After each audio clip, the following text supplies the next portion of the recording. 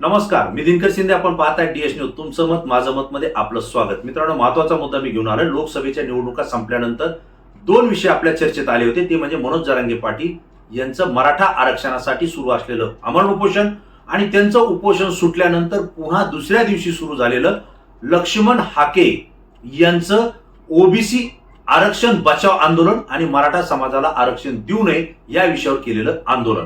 या दोन्ही आंदोलनामध्ये आता आपण सगळ्या महाराष्ट्रानं चित्र पाहिलं होतं. कोण कोणत्या बाजूने झुकलंय, कोण कोणाची बाजू धरून बोलतोय, हे सगळं पाहिल्यानंतर आता दोन्ही उपोषण सुटलेले आहेत. सरकारनं शिष्टमंडळ पाठवली, जरांगे पाटलांचं उपोषण मागे घेतलेले आणि लक्ष्मण हाके यांचं सुद्धा आता उपोषण मागे झालेले. मित्रांनो, प्रश्न असा आहे की नेमकं दोघांची उपोषणं झाली, त्या दोन्ही उपोषणामध्ये फरक काय?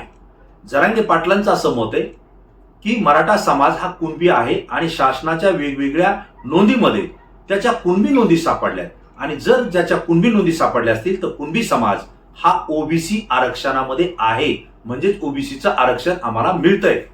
प्रश्न हा आहे की आता कुणबीच्या नोंदी सापडलेल्या आहेत, त्यांना ओबीसीचं आरक्षण सुद्धा मिळालेलं आहे, परंतु सगळे सोयरे हा जी काही अधिसूचना काढलेली शासनानं तिचं अध्यादेशामध्ये आता बदल करावा, ही मागणी मनोज जरांगे पाटलांची आहे.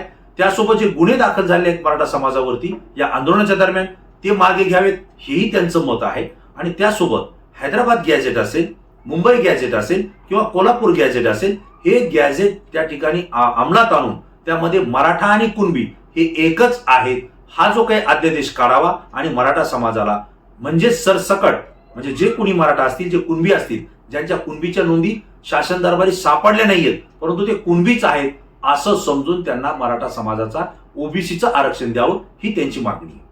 दुसरा भाग असा आहे की लक्ष्मण हाके जे की उपोषणाला बसले होते नव्हे, त्यांना छगनराव भुजबळ जे की राज्याचे मंत्री आहेत त्यांनीच त्यांना उपोषणाला बसवलं होतं असा त्यांच्यावर थेट जरांगे पाटलांनी आरोप केलेला आहे आणि ते सिद्धही झालंय. आपण त्यावर चर्चा सुद्धा करणार आहोत. परंतु लक्ष्मण हाके यांची जी मागणी होती, यांची ओबीसी समाजाला काही द्यावं ही मागणी नव्हती, तर मराठा समाजाला कुणबी मधून आणि ओबीसी मधून आरक्षण देऊ नये ही त्यांची मागणी होती. आणि मराठा समाजाला ओबीसी मध्ये आरक्षण देत असताना आमच्या ओबीसीला धक्का कसा लागत नाही हे सरकारनं सांगावं, ही दुसरी मागणी होती. मित्रांनो, या दोन मागण्यांसाठी ते बसले होते आणि जरांगे पाटील मराठा आरक्षणासाठी त्या ठिकाणी उपोषणाला बसले होते. दोन्ही सुटलेले आहेत. परंतु या दोघांकडे लक्ष न जाता छगनराव भुजबळ जे की राज्याचे मंत्री आहेत, घटनात्मक पदावर बसलेले, हे या ठिकाणी आक्रमकपणे बोलतायत आणि थेट जरांगे पाटील आणि मराठा आरक्षणाच्या विरोधात बोलतायत. छगन भुजबळ हे राजकारणात इतक्या वर्षापासून काम करतायत, सगळ्या समाजाची मतं घेत आहेत, अनेक राजकीय पदं त्यांनी भोगलेली आहेत. अशा वेळेला एका विशिष्ट समाजाविषयी ते इतक्या तीव्रपणे कसे बोलू शकतात हा प्रश्न या ठिकाणी निर्माण होतोय. मित्रांनो, आजची जर परिस्थिती पाहिली तर छगन भुजबळ हे नेमकं मराठा आरक्षणाला विरोध का करतायत? कारण राज्य सरकारमध्ये असलेल्या प्रत्येक प्रतिनिधीनं आता सगळा कायदा पाहिलेला आहे, घटना पाहिलेली आहे आणि नेमकं मराठा समाज ओबीसी मध्ये येतोय का याचा सुद्धा अभ्यास केलेला आहे. छगन भुजबळ हे अभ्यासून येते, त्यांच्या ही गोष्ट लक्षात आलेली आहे की मराठा समाजाच्या कुणबीच्या नोंदी सापडल्या आणि त्यामुळे त्यांना ओबीसीचं आरक्षण मिळणार आहे. आता जर त्यांना ओबीसीचं आरक्षण मिळालं तर त्याचा फटका थेट आपल्याला बसणार आहे, हे भुजबळांच्या लक्षात आलेले आहे. केवळ भुजबळच नाही तर जे ओबीसी समाजामध्ये प्रवर्गामध्ये ज्या जाती येतात त्या जातींचं नेतृत्व करतात त्या सगळ्या नेत्यांच्या लक्षात आलंय की सामान्य माणसाचं काही घेणं देणं नाही त्यांना, की आम्हाला राजकीय दृष्ट्या या ठिकाणी फटका बसतोय हे त्यांच्या लक्षात आलंय. कसा फटका बसतोय?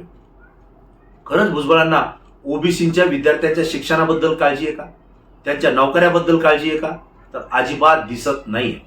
कारण इतके वर्ष तुम्ही ओबीसी मध्ये आहेत, 300-350 पेक्षा अधिक जातीचे लोक आहेत, ओबीसी म्हणून अनेक नोकऱ्या निघलेल्या आहेत, शिक्षणामध्ये त्या ठिकाणी संधी मिळाल्या. ओबीसीतल्या या 350 पेक्षा अधिक जातींच्या किती जातीच्या लोकांना, किती विद्यार्थ्यांना या ओबीसी आरक्षणाचा फायदा झालाय आणि तो देण्यासाठी छगन भुजबळ यांनी प्रयत्न केलाय, हे आता सगळ्यांना सांगण्याची गरज आहे. यामध्ये कित्येक जातीचे लोक आहेत त्यांना आपण ओबीसी मध्ये येतोय हेच अजून माहित नाहीये. तर ओबीसीच्या योजनांचा लाभ त्यांना कधी मिळणार, शिक्षणात फायदा कधी घेणार, नोकरीला कधी लागणार, या तर दूरचा विषय आहे. फक्त फटका कशाला बसतोय तर आता छगनराव भुजबळ यांच्या तोंडून स्पष्ट झालंय. कारण त्यांनी वडीगोद्री या ठिकाणी लक्ष्मण हाके आणि गायकवाड यांना उपोषणाला बसवलं, पुण्यामध्ये त्यांनी मंगेश ससानी यांना उपोषणाला बसवलं आणि या ठिकाणी भगवानगडाच्या पायथ्याला असलेल्या गावामध्ये कीर्तनी नामक इस्माला सुद्धा त्या ठिकाणी उपोषणाला बसवलं, असं जरांगे पाटलांनी थेट आरोप केलेला आहे.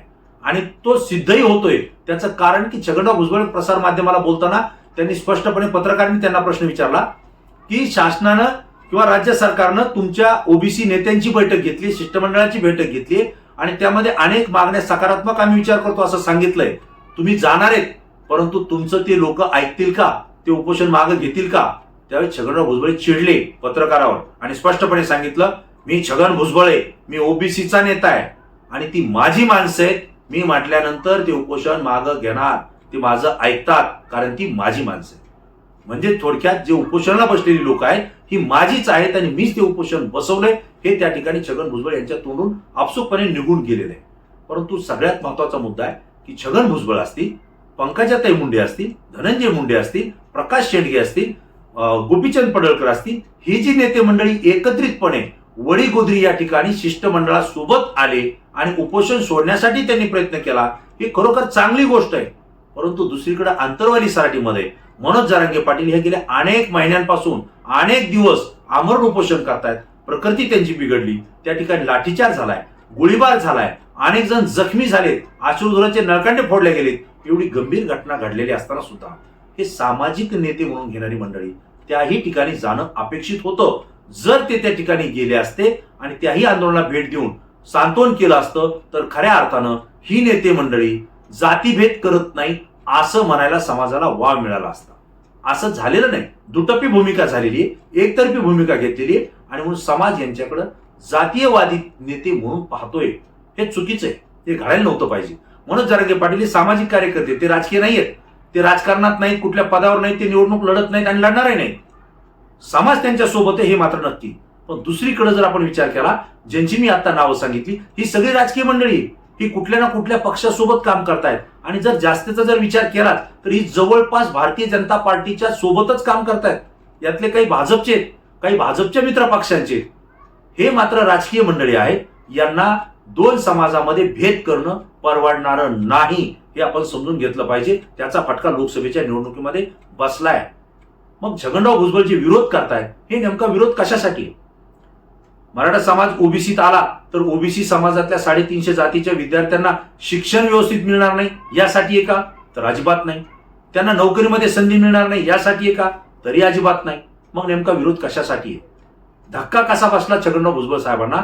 तर तो एकच, ते त्यांच्या तोंडून बोलून गेले की जर मराठा समाज ओबीसीत आला तर आज कुठं आमची पोरं राजकारणात यायला लागलीत, ते ग्रामपंचायत सदस्य होत आहेत, सरपंच होत आहेत, सोसायटीचे चेअरमन होत आहेत, ओबीसीच्या आरक्षणातून तो निवडणूक लढतायत आणि जर मराठा समाज ओबीसी मध्ये आला तर तोही ओबीसी मधून निवडणूक लढेल आणि त्यावेळेस मात्र या ओबीसीतल्या म्हणजेच आमच्या सोबत असणाऱ्या कार्यकर्त्याला त्या ठिकाणी संधी मिळणार नाही. त्या ठिकाणी मराठा ओबीसी असलेले उमेदवारच विजयी होतील, ही भीती छगन भुजबळ यांना आहे आणि त्यासोबतच त्यांच्यासोबत जे नेते त्या ठिकाणी आले त्यांना सुद्धा ती भीती आहे, हे स्पष्ट झालंय. लक्ष्मण हाके सुद्धा बोलताना बोलले, मंगेश सासाने सुद्धा बोलताना बोलले की आज कुठं आमच्या 18 पगड जातीचे मुलं राजकारणात येत होते, आता मराठा समाज ओबीसीत आल्यावर ती सुद्धा आमची संधी जाईल. मित्रांनो, प्रश्न असा आहे, मंगेश सासाने पुण्यामध्ये उपोषण करतायत. पुणे हा जर पट्टा पाहिला तर हा जवळपास पश्चिम महाराष्ट्रामध्ये येतोय. त्या ठिकाणचा मराठा समाज ऑलरेडी कुणबी आहे, तो ओबीसी मध्ये आहे आणि ओबीसी मधूनच तो लढतोय. त्यामुळे ससानेंना त्या ठिकाणी फटका बसेल असं म्हणणं उचित होत नाही. लक्ष्मण हाके जे की पश्चिम महाराष्ट्रातले, ते मराठवाड्यामध्ये वडीगोद्री या ठिकाणी येऊन उपोषण करतायत आणि जर मराठ्यांना ओबीसीत घेतलं तर आमच्या ओबीसी समाजाला फटका बसेल असं ते सांगतायत. पण त्या ज्या भागात राहतायत त्या भागातला मराठा समाज कुणबी आहे आणि तो ओबीसीच आरक्षण आजपर्यंत घेतोय आणि निवडणुका सुद्धा लढतोय. त्यावेळेस लक्ष्मण हाकेंना त्या ठिकाणी विरोध वाटला नाही. आज का विरोध वाटतोय? तसं जर पाहिलं तर लक्ष्मण हाके धनगर समाजाचे आणि त्यांचा ओबीसी मध्ये एक स्वतंत्र प्रवर्ग आहे व्हीजे आणि एनटी, ज्यामध्ये धनगर समाज येतो, त्या ठिकाणी वंजारी समाज सुद्धा येतो. मग वंजारी आणि धनगर समाजाला मराठा समाज जे ओबीसीचं आरक्षण मागतोय त्यामध्ये त्या दोन्हीही समाजाला कुठेही धक्का पोचत नाही, हे स्पष्ट आहे. हे राज्य सरकारनं स्पष्टपणे येऊन सांगायला पाहिजे. आणि त्या समाजाचे जे नेते आहेत, मग लक्ष्मण हाके असतील किंवा आणखी कुणी गोपीचंद पडळकर असतील किंवा महादेव जानकर असतील, त्यांनी धनगर समाजाला सांगितलं पाहिजे की मराठा समाज ओबीसीचं आरक्षण मागतोय, त्यामध्ये आपल्याला कुठेही शैक्षणिक आणि नोकरीसाठी धक्का पोचत नाही, कारण आपला प्रवर्ग स्वतंत्र आहे. वंजारी समाजाचे जे नेते आहेत, धनंजय मुंडे असतील, पंकजा मुंडे असतील, यांनी सुद्धा स्पष्टपणे सांगायला पाहिजे की मराठा समाज ओबीसीचं आरक्षण मागतोय त्याचा आपल्या प्रवर्गाला धक्का बसत नाही, आपल्या समाजाला बसत नाही. पण हे असं सांगताना दिसत नाही. कारण शिक्षण आणि नोकरीमध्ये जरी धक्का बसत नसला तर राजकीय दृष्ट्या मराठा समाज ओबीसीत आल्यावर धक्का बसेल आणि हीच भीती ओबीसीच्या नेत्यांना आहे. आणि त्यामुळे दोन समाजामध्ये या ठिकाणी दरी निर्माण करण्याचं काम चाललेलं आहे. हे अतिशय चुकीचं आहे. हे समाजानं समजून घेतलं पाहिजे. आज छगनराव भुजबळ बोलताना स्पष्टपणे बोलले की ओबीसी समाजाला विधानसभा आणि लोकसभेमध्ये सुद्धा आरक्षित मतदारसंघ पाहिजे. तसं जर पाहिलं तर अनुसूचित जाती जमातीसाठी लोकसभा आणि विधानसभेचे मतदारसंघ हे आरक्षित आहेत, राखीव आहेत, ओबीसीला नाही आहेत. परंतु भुजबळ साहेबांनी आज स्पष्टपने मागणी केली. म्हणजे उपोषण सोडायला आले होते लक्ष्मण हाकेंचं आणि त्या ठिकाणी भाषण करताना त्यांनी मुद्दे मांडले राजकीय. वास्तविक पाहता छगन भुजबळ हे राज्यामध्ये मंत्री आहेत, शिष्टमंडळासोबत आले तर त्यांनी राज्य सरकारची भूमिका मांडणं गरजेचं होतं. आम्ही सकारात्मक कशी भूमिका घेतो हे सांगणं गरजेचं होतं. परंतु त्या ठिकाणी त्यांनी राजकीय भाषण केलं आणि मी समाजाचा प्रतिनिधी आहे अशाच पद्धतीनं भाषण करून अनेक मुद्दे मांडले आणि जरांगे पाटलांच्या विरोधात सुद्धा आक्रमकपणे बोलले. मराठा समाजाला उचकवण्याचं काम सुद्धा छगन भुजबळ हे मंत्री असताना त्या ठिकाणी केलेलं आहे. प्रक्षोभक त्यांनी वक्तव्य त्या ठिकाणी करून दोन समाजामध्ये तेढ निर्माण कसा होईल, संताप कसा निर्माण होईल यासाठीच प्रयत्न केला. हे संपूर्ण माध्यमानं महाराष्ट्रानं पाहिलेलं आहे. हे अत्यंत चुकीचं आहे आणि ओबीसीला आमदार आणि खासदारकीचे आरक्षण असायला पाहिजे. ही जी भूमिका छगन भुजबळ मांडतायत ही कशाच्या आधारावर मांडतायत याला कुठलाही आधार नाही. हे चुकीचं आहे. ही गोष्ट आपण समजून घेतली पाहिजे. आणि म्हणून छगनराव भुजबळ हे मराठा समाज आणि जरांगे पाटलाला का विरोध करतायत हे आता पहिल्यांदा स्पष्ट झालंय आणि हे त्यांच्या तोंडून ते बोलून गेलेले. मित्रांनो, हा मुद्दा महत्वाचा आहे. राजकीय मंडळी आपलं राजकीय भांडवल करतायत, दोन समाजामध्ये तेढ निर्माण करतायत, आपली राजकीय पोळी भासतायत. आज ग्रामीण भागात पाहिलं, शहरी भागात पाहिलं, सगळ्या जाती धर्माचे लोक एकत्र आहेत, एकीनं काम करतायत, एकत्र राहतायत. एकामेकांशिवाय त्यांची कुठलीही कामं होत नाहीत. सुखदुःखामध्ये सुद्धा ते एकत्र येत आहेत. जर या राजकीय मंडळींच्या नादी लागून जर समाजामध्ये दरी निर्माण होत असेल तर ही दरी पुन्हा एकत्र आणण्याचं काम कोण करेल? आजपर्यंत पंकजाताई मुंडेंनी सुद्धा स्टेटमेंट केलं की मराठा आणि ओबीसी सगळे मिळून बहुजन हा शब्द होता. परंतु आता बहुजन राहिला नाही, मराठा आणि ओबीसी हा स्वतंत्र त्या ठिकाणी विरोध होतोय आणि ही सध्या घडलेली घटना असं सुद्धा सांगायला त्यांनी मागं पुढे बघितलं नाही. पंकजाताई मुंडे यांचा जो बीड जिल्ह्यामध्ये पराभव झाला तो मराठा आणि ओबीसी या वादातूनच झाला, एवढंच एक कारण आहे असं पंकजाताईंना वाटतंय. त्यांना सुद्धा तो पराभव जिवारी लागलाय. पण पराभवासाठी केवळ तेवढंच कारण नसतं तर अनेक कारणांचा सुद्धा शोध घ्यावा लागतो. पराभव जरी झाला, विजयी झाल्यानंतर आपण तर आनंद व्यक्त करतो, पण पराभव झाल्यानंतर तो सुद्धा स्वीकारणं गरजेचं आहे. पंकजाताईंनी सुद्धा राजकारण करायचं असेल तर सगळ्या समाजाला आपल्या सोबत घेतलं पाहिजे. लोकनेते स्वर्गीय गोपीनाथराव मुंडे साहेब यांनी ओबीसी सोबत मोठ्या प्रमाणावर मराठा समाज आपल्या सोबत घेतला होता आणि म्हणूनच मुंडे साहेब हे आमदारही झाले, राज्याचे गृहमंत्री उपमुख्यमंत्री झाले, 2 वेळेस खासदारही झाले, प्रीतमताई 2 वेळेस खासदार झाल्या. मग एक वेळेस पंकजाताई मुंडे यांचा पराभव झाला म्हणून मराठा समाजच जातीवादी आहे किंवा 2 गट पडलेत हे म्हणणं चुकीचं होईल. कारण याचा परिणाम भविष्यात राजकीय दृष्ट्या या सगळ्याच ओबीसी नेत्यांना सहन करावा लागू शकतो. कारण जरांगे पाटलासोबत तुलना करून आपलं भागणार नाही, ही गोष्ट सुद्धा लक्षात घेतली पाहिजे. आणि छगनराव भुजबळ यांचा समाजासाठी लढा नाही तर केवळ राजकीय दृष्ट्या आपलं त्या ठिकाणी खच्चीकरण होतंय आणि ते वाचवण्यासाठी लढाय हे या ठिकाणी स्पष्ट होतंय असं माझं मत आहे. मित्रांनो, तुम्हाला काय वाटतंय? तुमची प्रतिक्रिया तात्काळ या व्हिडिओच्या खाली कमेंट्स बॉक्समध्ये द्या. कारण तुमची प्रतिक्रिया आमच्यासाठी महत्वाची असते, कारण ती अभ्यासू असते आणि संपूर्ण महाराष्ट्रातून आलेली असते. पुन्हा नवीन विषय नवीन मुद्दा घेऊन आपल्यासमोर येईल. तोपर्यंत धन्यवाद.